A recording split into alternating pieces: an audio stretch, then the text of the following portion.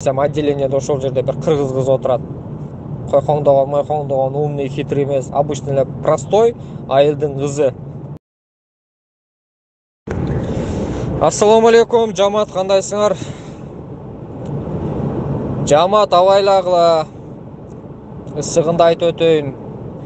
Экиден болгон өзбек, тажик, дактар болсо, дальний заказ болсо албагыла, жеткирбегиле. Подмосковаларга заказдар алынган болсо, башка областтарга алынган заказдар болсо, пассажирди карагыла, особенно тажик өзбектерди. Аларды албагыла, отказ кылгыла, акчасы хоть миллион болсо деле. Азыр мен отделениеден чыктым, 3 саат убактым кетирип. Москвадан Тверге заказ алдым эле, жирный заказ дедим, жирный заказын башка жагынан чыгып кетти, аз калды. Нак профессиональный наркокурьерлерди алып барган экен. Бүтө отурушкан экен, чекеден келип эле басты, кармады, тыкты. Пока разбирать эткенге чейин араң чыктым да, короче. 50 грамм упакованный наркотик чыкты пассажирлардан. Сөмсөйүп кеттим азыр эми кайра Тверден Москвага барам. Анан да случайно ошондой заказ эми билбейсиң, ал ким экенинчи, өзү шөмшүгө эле очко таккан бир өзбек экен. Белгисиз эле шөмшүк эч нерсени түшүнбөгөн эле, орусчаны билбеген өзбек эле. Эмнеси болсо дагы бай өзүткүлөр деп заказды отменить этип, анан кийин баягы кичине проценттерин экономить эте коеюн депчи. Ошондой кылбагыла, эң важный. Азыр мени куткарган нерсенин бирден бири эң чоңу. Ошо Яндекстин заказын карап туруп, анан кийин мага уруксат беришти. Случайно мен onu көчөдө эле мынандай алып барганымда, же болбосо заказды принимать этип туруп отменить этип койгонумда, анда болду да, мен кошо кирип кетет элем ошолор мененчи. Хотя бы до разбирательства деп 15 күн, 1 ай деле кирип кетиши мүмкүн эле.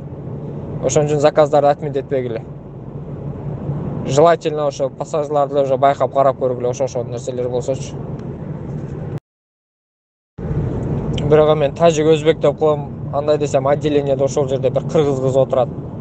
Койкоңдогон, мойкоңдогон, умный, хитрый эмес, обычный эле простой айылдын кызы. Тоже курьер болуп, наркотик немеге ишке кирген экен. Тоже кармалып отурат азырчы. Кетти да ал дагычы. Ошон үчүн билбейсиң адамдын ичи кандай, адамдын көрүнүшү кандай, башкасы кандай. Абайлагыла эмнеси болсо дагы.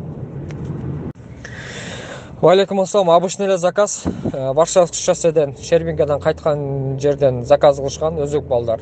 Платный дорога менен кетебиз деди. Тверская областька. Прям городдун ичине Тверге заказ кылышкан экен. Платный менен алып бардым. Твердин ичине киргене, шаардын ичине киргене аркаман ГАИ түштү.